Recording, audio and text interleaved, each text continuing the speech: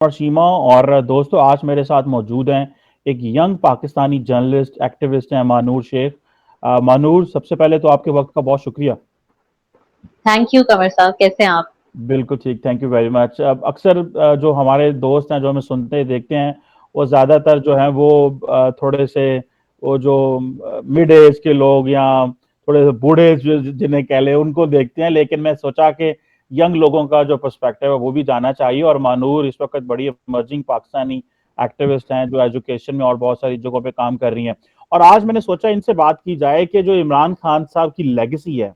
मानूर, मैं आपसे जानना चाह रही हूँ कि पाकिस्तान में इस वक्त बहुत बड़ी तकसीम है। आप किसी रेस्टोरेंट में बैठ के खाना नहीं खा सकते, लोग आपको गालियां देते हैं क्योंकि आप एंटी इमरान हैं। आज भी इस्लामाबाद में एक रेस्टोरेंट में हुआ कि जो anti Imran member national assembly बैठे थे उनको लोगों ने गालियां दी, फिर उन्होंने वो थ्रैश किया। तो Manoor, as a young Pakistani citizen, आप इस कल्चर को किस तरह देखती हैं जहां पे इतनी ज्यादा तकसीम है कि अगर आप इमरान खान साहब के साथ हैं तो आप ठीक हैं, आप साफ हैं, अगर आप उनके मुखालिफ हैं तो आपको गालियां मिल रही हैं। तो आपने ये जो इमरान खान साहब के 4 साल की जो लेगेसी है एज ए यंग पाकिस्तानी, आप इसको आपके अपने व्यू से आप कैसे देखती हैं इसको?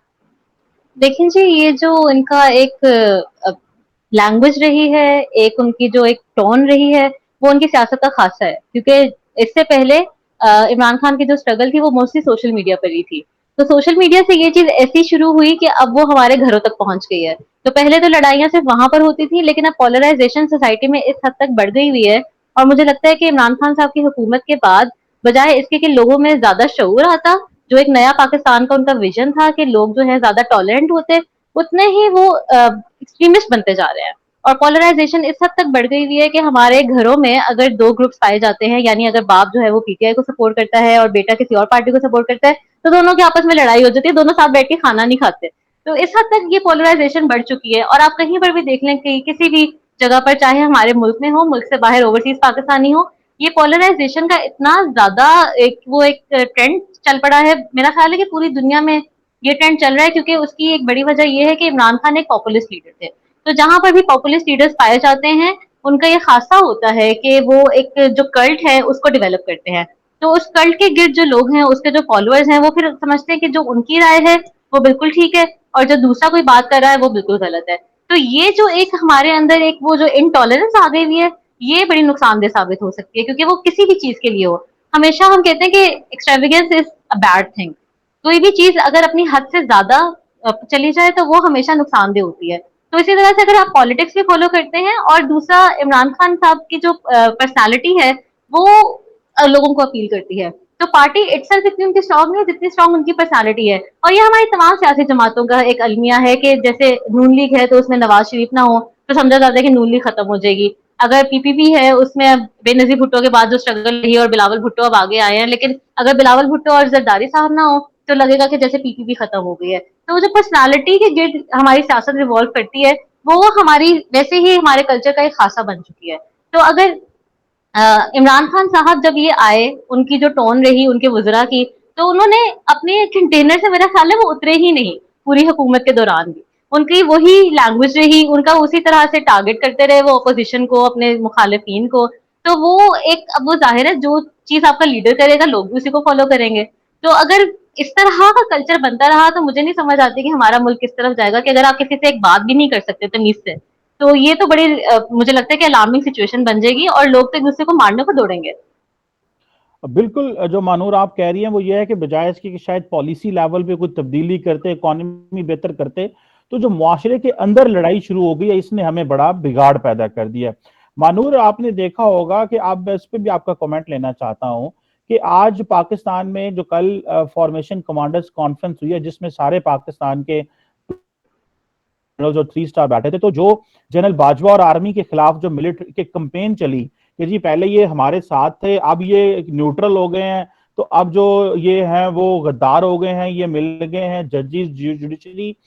खान साहब खामोश बैठे हैं। तो आप इसको किस हद तक खतरनाक देखती हैं कि ये अदारों के दरमियान जो पाकिस्तान की जुडिशरी है या पाकिस्तान की आर्म फोर्सेस है उनके खिलाफ अगर अवाम उठ खड़ी होगी तो ये क्या माहौल होगा? बाहर से तो हमें कुछ करने की जरूरत ही नहीं है। इमरान खान साहब ने इंटरनली किस तरह का एनवायरनमेंट शायद क्रिएट कर दिया है कि अब लोग जो है वो अपने ही इदारों को कंट्रोवर्शियल कर रहे हैं। आप इसको किस तरह देखती हैं, इस जो खासकर पे जो जुडिशरी और फौज के ऊपर जो कैंपेन चली, या ओवरऑल इस तकसीम को जो कभी हमने इस तरह इस पैमाने पे शायद नहीं देखी थी, आपने इसको कैसे एनालाइज करेंगे आप इसको? अच्छा, मुझे लगता है ये कैंपेन अब नहीं शुरू हुई, ये इससे पहले जब नून लीग को के खिलाफ जब वो इलेक्शन जीते हैं इमरान खान साहब, तो जो जैसे नून लीग का जो बयानिया था कि मुझे क्यों निकाला, और खलाई मखलूक जो है वो इलेक्शन के अंदर हिस्सा ले रही है, और थर्ड एम्पायर, तो ये वहां से शुरू हुआ हुआ ट्रेंड। तो मेरा ख्याल है कि वो 2018 का जो इलेक्शन था उसमें से ये एक अच्छी चीज हम इसको कह सकते हैं कि एटलीस्ट जो इंस्टीट्यूशन जिसको हम सेक्रेट काउ हमेशा समझते थे, जिसके खिलाफ हम कभी कोई बात नहीं कर सकते थे, एटलीस्ट अब लोग उसके खिलाफ बोलना शुरू हुए हैं। क्योंकि आपको भी पता है, मुझे भी पता है कि इन्वॉल्वमेंट तो होती ही है और रही ही है हमेशा। पाकिस्तान की अगर हम डेमोक्रेटिक हिस्ट्री देखें तो जितनी डार्क है, हमें डर ही रहता है हर वक्त कि कभी कोई इस तरह की कोई हुकूमत आए, वो गिरे और फिर मार्शल लॉ ना लग जाए। अभी भी जो इमरान खान साहब ने असेंबली तहलील की, उसके बाद बहुत सारे लोगों को यही डर लगा, और बहुत सी रिपोर्ट्स भी आई, न्यूयॉर्क टाइम्स में रिपोर्ट आई, गार्डियन में आई, रॉयटर्स में आई, बीबीसी में आई। तो अगर इंटरनेशनल मीडिया इस तरह की खबरें दे रहा है तो वो जाहिर है स्पेकुलेशन तो फिर है ना, और स्पेकुलेशन के साथ साथ वो एविडेंस की भी बात कर रहे हैं। फिर जो फॉरेन कॉन्स्पिरेसी का नैरेटिव बन गया हुआ है, तो उसके अंदर फिर देखा जा सकता है कि ऐसे मामले में फिर सिक्योरिटी फोर्सेस को और हमारी जो सिविलियन गवर्नमेंट है, ऐसे मौकों पर उनको साथ चलना पड़ेगा। क्योंकि जब बात आती है आपकी फॉरेन पॉलिसी की, वहां पर आपकी फॉरेन पॉलिसी तभी मजबूत हो सकती है जब आपकी डोमेस्टिक पॉलिसी मजबूत हो। तो अगर आपकी डोमेस्टिक पॉलिसी में इतने ज्यादा तजाद हैं, इतने ज्यादा इख्तलाफात हैं आपस में, तो फिर आप बाहर दूसरों को क्या चेहरा दिखाएंगे। और जहां तक बात रही जमहूरियत की, तो मुझे लगता है कि जो प्रोग्रेस हमने इतने सालों में की है, अगर एक ही इस तरह का कोई हादसा हमारे साथ दोबारा पेश आ गया तो हम बहुत साल पीछे चले जाएंगे। तो ये एक तरह से अच्छा भी है कि लोग एटलीस्ट इसको एक्नॉलेज कर रहे हैं कि ये चीज होती है और ये गलत होती है, और इस तरह से मुझे लगता है जो हमारा डेमोक्रेटिक कल्चर है उसमें कुछ बेहतरी आएगी। अब यहाँ पर देखना ये है कि जो हमारे डेमोक्रेटिक रूट्स हैं उनको हम किस तरह से स्ट्रॉन्ग करते हैं, क्योंकि अनफॉर्चुनेटली इमरान खान साहब भी इल्जाम तराशी तो कर रहे हैं, बातें कर रहे हैं, लेकिन जो असल में उनसे उम्मीद की जा रही है और जो हम उनसे चाहते थे वो ये था कि आप अपनी परफॉर्मेंस के ऊपर बात करें, आप अपनी अचीवमेंट्स के ऊपर बात करें, बजाय इसके कि आप किसी पर्टिकुलर इंसान को टारगेट करें, पर्टिकुलर इंस्टीट्यूशन को टारगेट करें, या आप ये कहें कि पूरी जो जमाना है वही आपके खिलाफ खड़ा हो गया है। तो अगर आपके खिलाफ खड़ा हो भी गया तो आपने अपनी परफॉर्मेंस क्या दी है। तो वो जो परफॉर्मेंस वाला जो आपका एक स्ट्रॉन्ग पॉइंट होना चाहिए था, वो हमें कहीं मिसिंग नजर आता है। और जहां तक बात रही इंस्टीट्यूशन को टारगेट करने की, तो एक तरह से ठीक भी है, इसको मैं सपोर्ट भी करती हूँ कि हाँ ठीक है, पहले भी इन्वॉल्वमेंट रही, हमने देखा 2018 के इलेक्शन में भी इस तरह की बहुत सारी बातें सामने आई। अब अगला जो इलेक्शन होगा इसमें फिर से अभी जो पीडीएम को भी सपोर्ट हासिल रही, उसमें भी हमने देखा। तो एक तरह से ये अच्छा है कि चलो एटलीस्ट हमने इस बारे में खुलकर बात करना शुरू की है। और जब तक हम डरते ही रहेंगे, उसके बारे में कोई बात नहीं करेंगे, और अंदर खाते ये सारा कुछ चलता रहेगा, उस तरह से तो हम प्रोग्रेस कैसे करेंगे। तो अगर हमने अपनी डेमोक्रेसी को स्ट्रेंथन करना है, हमें अपनी सिविलियन गवर्नमेंट को स्ट्रॉन्ग करना होगा, और उसके लिए तमाम सियासी जमातें, मुझे लगता है उनको थोड़ी मेच्योरिटी से काम लेना चाहिए। इस तरह से उनको बयानिए के ऊपर और रेटरिक के ऊपर नहीं चलना चाहिए, बल्कि उनको अपनी अचीवमेंट्स के ऊपर, अपने काम के ऊपर फोकस करना चाहिए। बिल्कुल सही कह रही हैं मानूर कि ये जो वक्त है ये अपनी परफॉर्मेंस दिखाने का है, ना कि सिर्फ वो पॉपुलिस्ट रेटरिक लेके चलना। अच्छा मानूर, आप जो पॉपुलिस्ट रेटरिक की बात कर रही हैं, और मैं समझता हूं कि आप पाकिस्तान की यूथ को रिप्रेजेंट कर रही हैं, आप मुझे ये बताएं, जो इमरान खान साहब ने ये जो नया एक बयानिया पैदा किया है, और वो ये है कि अमेरिका जो है वो पाकिस्तान के अंदर साजिश कर रहा है, और इस तरह एक्सप्लिसिट ये किसी दौर में कभी मजहबी जमातें किया करती थी, लेकिन वो भी इस लेवल पे नहीं किया करती थी। तो आप क्या समझती हैं कि एक ऑक्सफोर्ड ग्रेजुएट, बाहर का पढ़ा हुआ, इंटरनेशनल पॉलिटिक्स पढ़ी हुई, उनको हर जो है वो सिस्टम की सपोर्ट रही, एग्जिट कर रहे हैं तो वो कह रहे हैं कि अमेरिका इसमें इन्वॉल्व है या यूरोपियंस इन्वॉल्व हैं, आप इसको किस तरह देखेंगे? इससे ये जो इमरान खान ने बयानिया तश्कील दिया, इससे मुआशरे के अंदर क्या बिगाड़ पैदा आएगा, या आप समझती हैं कि नहीं अवेयरनेस पैदा होगी, या आप समझती हैं कि इसके लिए हमारे अवाम के लिए, लोगों के लिए चैलेंजेस इससे बढ़ सकते हैं, या एक अपॉर्चुनिटी है to know that who is a real enemy? How do you see this? अच्छा, मुझे लगता है जब से हम पैदा हुए हैं ना, हम एक ही बात सुन रहे हैं, और वो ये है कि जो करा रहे हैं अमेरिका करा रहे हैं। तो वो जो बात है ना, वो अब मुझे लगता है कि या तो वो सच वाकई है, या फिर वो इतनी ज्यादा हमारी अंदर वो इन रूट हमारी रूट्स के अंदर वो शामिल हो गई है कि हम उसके अलावा कुछ सोच ही नहीं पाते। ठीक है, अमेरिका ये करता है, बहुत सारे मुल्कों में अमेरिका की डायरेक्ट या इनडायरेक्ट इन्वॉल्वमेंट रहती है, रही है, और पाकिस्तान भी कोई बहुत उस तरह का स्ट्रॉन्ग मुल्क नहीं है कि जहां पर हम कहें कि हमारी जमहूरियत, हमारे इंस्टीट्यूशन इतने स्ट्रॉन्ग है कि यहाँ पर फॉरेन मेडलिंग का कोई चांस नहीं हो सकता। अनफॉर्चुनेटली हम काफी वीक डेमोक्रेसी है, हमारे काफी वीक इंस्टीट्यूशन है, और हम किसी के मतलब उस तरह से हम खुद मुख्तारी का दावा नहीं कर सकते। तो ऐसे में हम बिल्कुल हो सकती है फॉरेन मेडलिंग हो सकती है और फॉरेन कॉन्स्पिरेसी भी हो सकती है, लेकिन यहाँ पर जब आप हुकूमत में होते हैं तो आपको थोड़ा सा वाइजली चलना होता है। आपको देखना होता है कि आपके नेशनल इंटरेस्ट में क्या चीज है। आपको ये नहीं कि पर्सनल इंटरेस्ट की खातिर आप अपने पूरे मुल्क को ही बदनाम कर दें पूरी दुनिया में, और आपने पूरे मुल्क का ही आवे का आवा ही बिगाड़ दें कि आपके खिलाफ एक आलमी साजिश हो रही है। ठीक है, अगर हुई भी है तो आप उसके इंटरनली तो पहले सोचें, आप अपनी सिक्योरिटी काउंसिल के अंदर इतनी बात करें और उसको देखेंगे एक स्ट्रैटेजी बनाकर किस तरह से हम उसको डील कर सकते हैं, हम अपने ऊपर किस तरह से काम कर सकते हैं। तो हमने ऐसा तो कुछ नहीं किया हमारे ऊपर, तो हमने बल्कि वो जो एक बयानिया हमारा रहता ही है कि जो करा रहा है अमरीका करा रहा है, हम उसको लेकर आगे इलेक्शन में चलेंगे। मुझे लगता है कि यहाँ पर वही पॉपुलिज्म की हम पहले भी बात कर रहे थे, तो जैसे मोदी साहब यूज करते हैं एंटी पाकिस्तान नैरेटिव अपनी इलेक्शन कैंपेन में, तो इस बार इमरान खान साहब का भी यही रेटरिक रहेगा पूरी इलेक्शन कैंपेन में कि उनके खिलाफ एक आलमी साजिश हुई है। अब उसको उनको इस चीज से फर्क नहीं पड़ता कि उनके जो इस बयानिया से हमारी फॉरेन पॉलिसी को कितना नुकसान पहुंचा है, हमारे फॉरेन अफेयर्स कितने ज्यादा खराब होंगे दूसरे मुल्कों के साथ, हमारे डिप्लोमेटिक रिलेशन किस तरह से डिटीरियोरेट होंगे। तो यहाँ पर हमें ये देखना है कि हम पहले ही इतना स्ट्रगल कर रहे हैं इंटरनली कि हम अपनी फॉरेन पॉलिसी के ऊपर इस तरह की कोई चीज इस वक्त हम हमारे पास नहीं था मार्जिन कि हम अपनी फॉरेन पॉलिसी के ऊपर भी इस तरह का कोई अटैक जो है वो बर्दाश्त कर सकते हैं। तो हम देखते हैं कि हमारे डिप्लोमेट जो है वो किस तरह से मुश्किल में फंस गए हैं कि वो क्या रिप्रेजेंटेशन करें, कि अगर डिप्लोमेट्स के आपस में कोई बातचीत होती भी है तो वो बड़ी ऑफ द रिकॉर्ड होती है, और ये उनके रूल्स में होता है कि आपने जो है इसको पब्लिक नहीं करना। तो अगर ये पब्लिक लेटर को पब्लिकली करने की बात कर रहे हैं और उसको इस्तेमाल करते हुए अपनी इलेक्शन कैंपेन की, अपनी पॉइंट स्कोरिंग की बात कर रहे हैं, तो ये मुझे लगता है कि थोड़ी सी इमेच्योर हरकत है। और वही मैं पहले भी जैसे मैंने कहा कि उनको जरूरत नहीं थी कि इस सारी फॉरेन कॉन्स्पिरेसी का वो एक बात उठाते हैं। वो अगर अपनी public support already Imran Khan साहब के पास बहुत ज्यादा है, हमने देखा उनके पास स्ट्रीट पावर अच्छी खासी है, तो वो अगर खाली अपनी अचीवमेंट्स के ऊपर ही बात करते और देखते कि उनके खिलाफ किस तरह से ऑपोजिशन ने एक कैंपेन चलाई है, ऑपोजिशन उनको टॉपल कर रही है, तो मुझे लगता है लोग वो भी बाय करते, और बल्कि ज्यादा बाय करते कि उनकी वजह से इमरान खान जो है वो अपनी हुकूमत नहीं पूरी कर पाए, जो कि उनको फेयर चांस मिलना चाहिए था। लेकिन यहाँ पर वही बात दोबारा से मैं कहूंगी कि फॉरेन पॉलिसी को अगर आपने बिल्कुल ही खातिर में नहीं लाए तो मुझे लगता है कि ये मुल्क को वो ज्यादा नुकसान में डाल रहे हैं। और शाह महमूद कुरैशी साहब भी उनके फॉरेन मिनिस्टर रहे हैं, मुझे हैरानी होती है कि वो किस तरह से इस सारे फियास्को में वो खामोश रहे हैं और उन्होंने कोई एडवाइस नहीं दी इमरान खान साहब को कि आप इस तरह की बात जो है वो पब्लिकली जाके ना कहें, इस तरह से हमारी फॉरेन स्टैंडिंग कितनी खराब होगी। हम ऑलरेडी जैसे शहबाज शरीफ साहब ने टाइमिंग हालांकि उनकी बहुत गलत थी ये बात कहने की, लेकिन हम बेगर्स ही हैं। हमारी डेट सर्विसिंग में हमारा आधे से ज्यादा बजट चला जाता है, और हम आए मतलब हर साल हम अगर आईएमएफ के पास ना जाएं तो हमारी इकोनॉमी का सर्वाइवल मुश्किल हो जाएगा। और आईएमएफ में हम देखते हैं कि किस तरह से अमेरिका जो है वो बहुत बड़ा स्टेक होल्डर है। पेटिस में हम देखते हैं कि अमेरिका एक स्टेक होल्डर है। तो सिक्योरिटी काउंसिल में अमेरिका है, तो अमेरिका एक वर्ल्ड पावर है। आपने उसके खिलाफ भी, आप एक छोटा सा मुल्क है,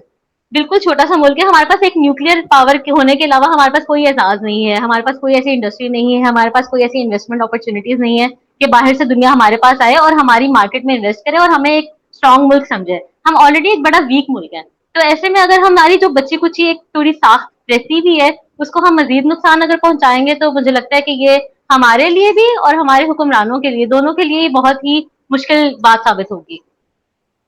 बिल्कुल आपने, मैं तो हैरान हूं कि अगर हमारी यूथ इतनी अवेयर है, मानूर आप इतनी अवेयर हैं, तो हमारी सरकारें इतनी अवेयर नहीं है, उनको नहीं समझ आ रही कि वो क्या कर रहे हैं, लेकिन सारे अपने ऑन पर्पस कर रहे होते हैं। और शाह महमूद नहीं, कुरैशी साहब लेकिन का हमारे सारी यूथ इतनी अवेयर नहीं है ना, अनफॉर्चुनेटली, क्योंकि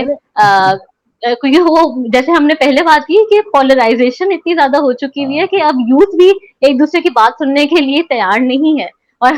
हर जो हमारा यूथ के सेगमेंट से जो लोग ताल्लुक रखते हैं, वो उनको नहीं लगता, वो इस बात पर यकीन नहीं करते कि ये हमारे लिए नुकसानदेह साबित हो सकता है। वो इस बात को बहुत ज्यादा सपोर्ट कर रहे हैं, जो कि हमने जो अभी इनके एहतजाज हो रहे हैं उसमें भी हम देख रहे हैं कि लोग किस तरह से बाहर निकल रहे हैं कि हम अमेरिका के खिलाफ बाहर निकल रहे हैं। तो अगर यही वाला बयानिया इन्होंने रखना है, तो ये तो फिर हमारी मजहबी जमातें भी शुरू से ही अमेरिका के खिलाफ बोलती हैं, तो फिर इनमें और उनमें क्या फर्क रहा। सही कह रही हैं। अच्छा, ये बताइएगा मानूर, आखिरी सवाल आपसे करूंगा कि ये जो नई सरकार आई है पाकिस्तान की, आप इससे एज ए यूथ आपकी क्या उम्मीदें हैं इनसे, ये इनको क्या करना चाहिए और ये क्या करें ताकि जो मुल्क के हालात बेहतर हों? मैं भी देख रहा था कि पाकिस्तान के जो मैं वुड बी फाइनेंस मिनिस्टर होंगे मिफ्ता इस्माइल साहब, वो कह रहे थे पाकिस्तान के पास सिर्फ 11.4 बिलियन डॉलर के फॉरेन एक्सचेंज रिजर्व रह गए हैं, जो कि सिर्फ 50 दिन का टोटल पैसा है जितनी हम इंपोर्ट करते हैं चीजें। चलो ये रिटर्न एक्सपोर्ट भी होती है तो पैसा आएगा भी बाहर से, लेकिन द पॉइंट इज आप इसको कैसे देखती हैं? How do you what do you expect from the new government? मुझे लगता है कि हम नई गवर्नमेंट से बहुत ज्यादा एक्सपेक्ट नहीं कर सकते, क्योंकि एक तो इनका टेन्योर बहुत थोड़ा रहेगा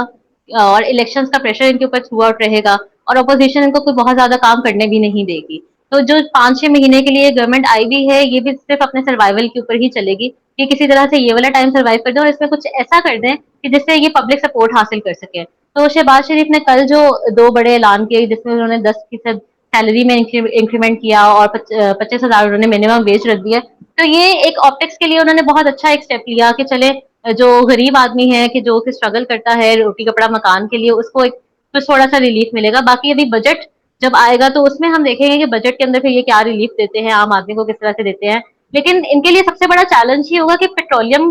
मसनूआत के जो प्राइसेस हैं उसको ऑलरेडी इन्होंने सब्सिडाइज करके दिया हुआ है, तो वो उसको किस तरह से मीट करेंगे, क्योंकि लोग तो चीखते हैं कि ये हमारा पेट्रोल जो है इतना महंगा क्यों है, और अभी खबरें आ रही हैं कि पेट्रोल मजीद महंगा होने वाला है। तो यहाँ पर आकर इस हुकूमत को बहुत ज्यादा चैलेंजेस का सामना करना पड़ेगा। बाकी लोग जो थे वो इमरान खान साहब से भी काफी ज्यादा परेशान हो चुके थे। जब हम बाहर जाते थे और हम जनरल पब्लिक में सवाल करते थे तो बहुत सारे लोगों का ये था कि हमने वोट दिया, हम तब्दीली चाहते थे, हमने चांस दिया, लेकिन उनकी performance up to the mark नहीं रही अनफॉर्चुनेटली। और पूरे 4 साल में उनका यही रहा कि हमें पिछली हुकूमत से ये मिला। तो ठीक है, ये वाली बात हम 1 साल में बाय कर सकते थे, पहले साल में ये इनका नैरेटिव चल सकता था, लेकिन अगले 3 सालों में फिर आपने क्या किया? ठीक है, कोविड भी रहा, इकोनॉमी के हालात बुरे रहे, इंटरनेशनल मार्केट में भी जो थी क्रूड ऑयल प्राइसेस बढ़ती रही, लेकिन इस सब के बावजूद भी आपका इकोनॉमी यही होती है कि आपने मिनिमम रिसोर्सेज का ऑप्टिमल यूज कैसे करना है। तो इस हुकूमत के पास भी ये एक अपॉर्चुनिटी भी है और ये एक चैलेंज भी है। तो इसमें हमने देखना यही है कि किस तरह से कर सकते हैं, लेकिन मुझे नहीं लगता कि हम बहुत ज्यादा कुछ इनसे एक्सपेक्ट कर सकते हैं, क्योंकि इन्होंने भी एक तो आए ये लोग 6-7 महीने के लिए हैं और इनकी भी तैयारी तो इलेक्शन के लिए ही होगी, या तो इनके पास पब्लिक मैंडेट होता तो ये कुछ डिसीजन इस तरह के ले सकते थे कि जिसमें वो एक मुश्किल डिसीजन जिनको हम कहते हैं कि वो ले पाते। लेकिन उनके पास एक तो इतना ज्यादा फाइनेंशियल क्रंच उनको फेस करना पड़ेगा, और दूसरा ये कि अपोजिशन काफी सख्त रहेगी उनके साथ। और अभी पता नहीं बाय इलेक्शन होते हैं या फिर जनरल इलेक्शन की तरफ ही जाते हैं, तो एक पॉपुलर सपोर्ट भी एक तो उनको हासिल नहीं है, क्योंकि बहुत सारी जो हमारी पब्लिक है वो इमरान खान के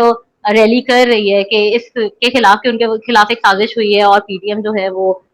मिली हुई थी अमेरिका के खिलाफ या किसी इंस्टीट्यूशन के साथ कि इनकी हुकूमत को टॉपल किया जाए। लेकिन शहबाज शरीफ के पास सिर्फ चैलेंजेस ही हैं इस वक्त, कोई बहुत ज्यादा मुझे नहीं लगता कि वो उनको खुश होना चाहिए वजीर आजम भी बनने पर, क्योंकि उनकी टाइमिंग बहुत ज्यादा इस वक्त गलत है। और ये टाइमिंग जो है शायद इनको ले भी डूबे, क्योंकि अगर इन्होंने 6-7 महीने में कुछ बहुत बड़ा इस तरह का स्टेप नहीं किया तो लोग इनसे भी डिसअपॉइंट हो जाएंगे। और फिर ऑप्शन हमारे पास कितनी ही हैं, या तो पीपल्स पार्टी है, या फिर ये पीएमएलएन है, या फिर पाकिस्तान तहरीक इंसाफ है। तो फिर आ जाके यही तीनों रोटेट होती रहेंगी और इसी तरह से मुल्क चलता रहेगा। बिल्कुल सही कह रही हैं, इसी तरह मुल्क चलता रहेगा। Thank you very much Manzoor Shaikh for helping us to understand कि पाकिस्तान की जो जर्नलिस्ट कम्युनिटी है, एक्टिविस्ट हैं और यूथ पर्टिकुलरली जो रिसेंटली पाकिस्तान में एक जो पॉलिटिकल फियास्को हुआ उसको किस तरह देखती हैं और पाकिस्तान के मुस्तकबिल को आप आइंदा किस तरह एनालाइज करते हैं। थैंक यू वेरी मच, आपके वक्त का बहुत शुक्रिया।